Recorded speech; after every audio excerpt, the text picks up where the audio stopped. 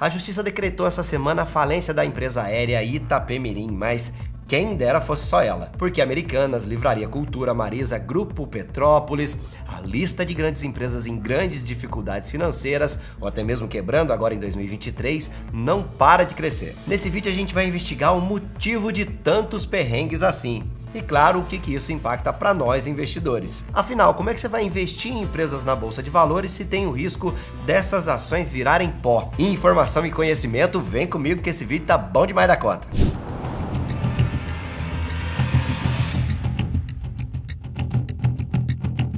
Fala, meu amigo dinheirudo, se você tá chegando agora, seja muito bem-vindo para se inscrever aqui no nosso canal. Vem se juntar a gente, porque já somos quase 1 milhão de pessoas que valorizam o seu dinheiro. E já vai mandando a real aqui nos comentários que eu quero saber a sua opinião, tá? Por que você acha que essas empresas estão quebrando agora em 2023, hein? Não fizeram o dever de casa lá atrás? Foi reflexo da pandemia, do governo anterior, dos juros altos ou do novo governo, hein? Manda bala que eu quero ler nos comentários. Porque esse vídeo aqui é para tirar as dúvidas, principalmente de quem quer investir em ações, mas fica assim, claro, preocupado quando ouve falar assim dessas grandes empresas consolidadas quebrando. E a gente começa falando das empresas apertadas, mas que não faliram, pelo menos ainda. E uma dessas é a Americanas. Logo ela, né, que tem um papel fundamental na vida dos viciados em chocolate. Uma rede onde você consegue achar promoções no estilo pague 3, leve 3. E se o problema deles fosse apenas a dificuldade com a matemática, a gente ainda dava o desconto ali do benefício da dúvida e supor que eles não souberam calcular direito ali o aperto que eles iriam passar para pagar os fornecedores. Ou vai ver, não deram conta mesmo de tanta gente roubando chocolate quando era criança.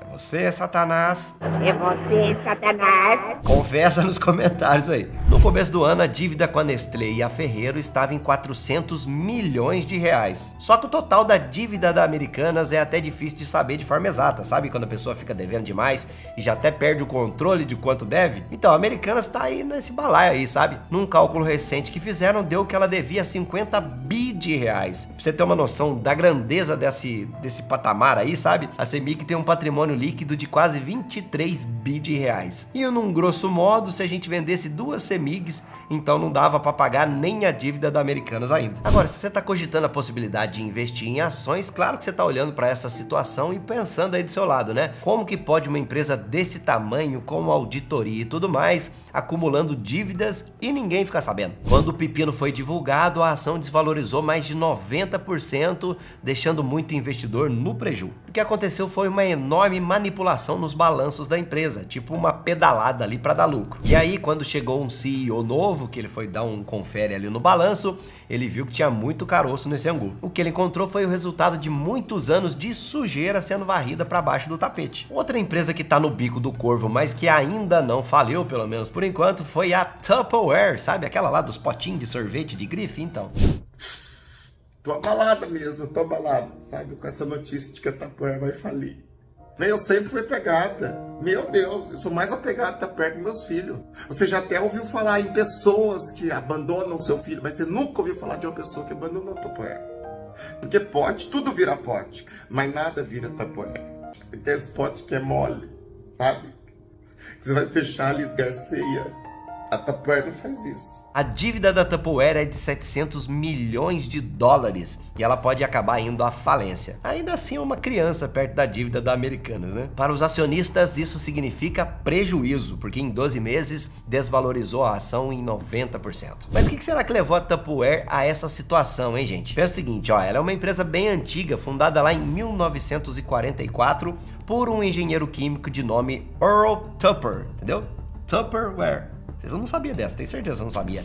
Tá me devendo um like aí. Em 1946, a empresa começou a fabricar e vender utensílios plásticos. Só que não eram simples potes, não, eram super potes, que ganharam o nome de utensílios maravilhosos. Sim, porque eles tinham um diferencial importante, o fechamento hermético. Ele que é responsável por fazer a bolacha de maisena poder ficar guardada 2 anos dentro do pote e sair da vasilha mais crocante do que entrou, vê se pode. O modelo de negócio da Tupperware funcionou direitinho durante muito tempo. Sabe aquele esquema de consultoras? Tipo da Jequiti, sabe? Só que com marketing multinível. E praticamente eram só mulheres mesmo que vendiam Tupperware e tinha aquela coisa de elas fazerem uma reunião delas lá, aquelas festas festas da Tupperware em festa, sabe? Onde os produtos eram apresentados e as interessadas podiam fazer os seus pedidos. E no começo a Tupperware era sim uma empresa inovadora, isso na época em que o próprio plástico era uma coisa inovadora. Mas depois chegou uma inovação no mercado que a Tupperware tinha que ter acompanhado, mas não deu conta: o comércio digital. Hoje ela vende pela internet, só que demorou bastante para ela fazer isso. Como se diz no mundo do empreendedorismo, perdeu o bonde. E com isso a Tupperware não conseguiu conquistar novas gerações.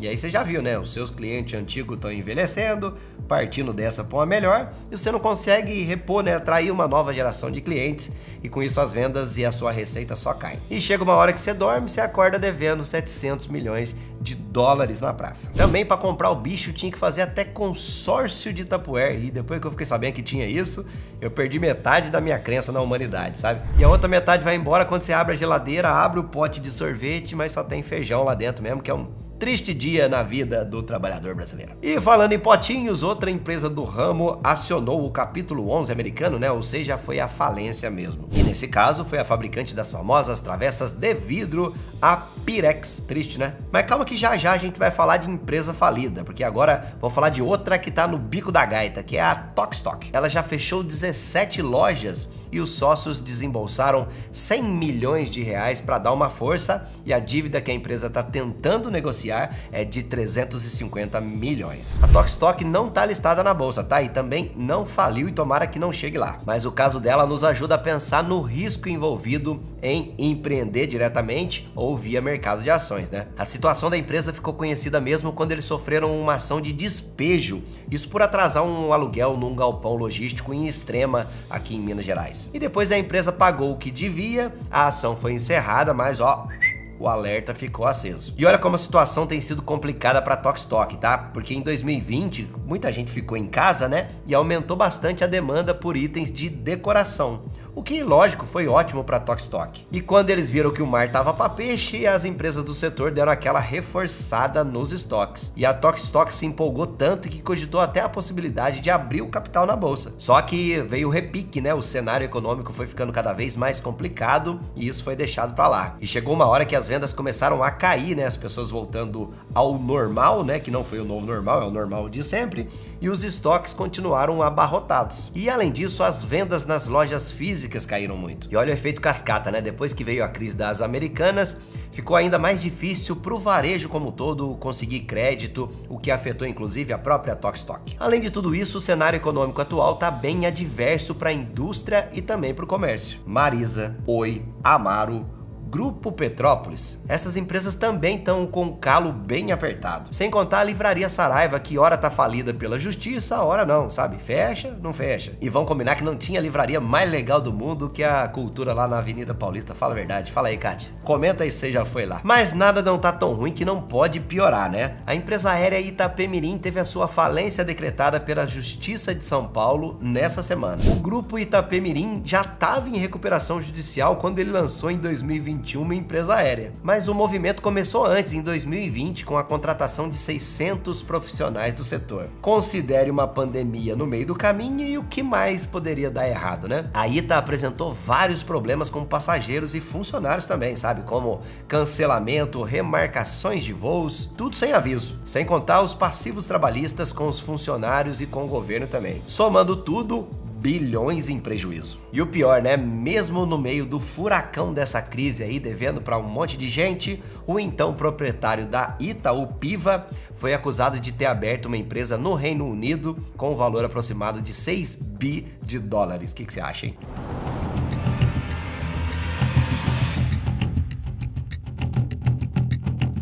Agora vem cá, você que tá vendo essas empresas quebrando aí, você fica em dúvida, né, se você deve de fato investir em ações ou não. Primeiro você tem que se certificar de fazer o seu dever de casa, tá?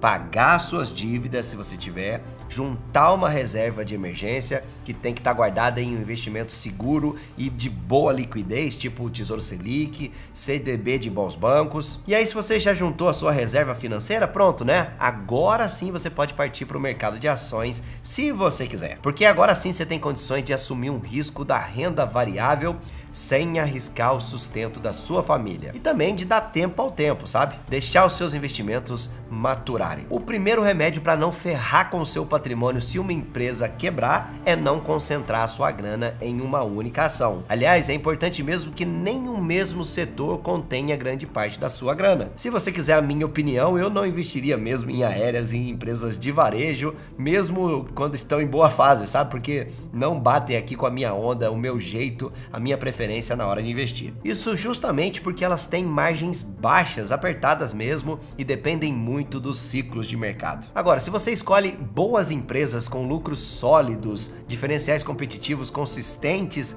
e mesmo assim diversifica bastante, você tá no caminho certo. Ó, a minha grana não tá toda na bolsa. A minha grana da bolsa não tá toda num setor.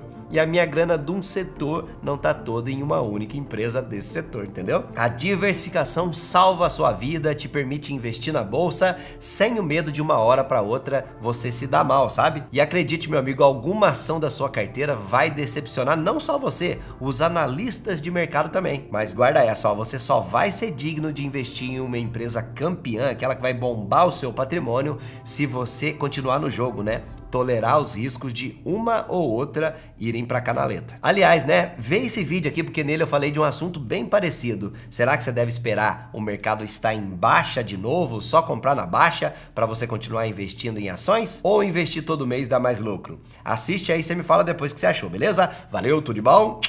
Tchau!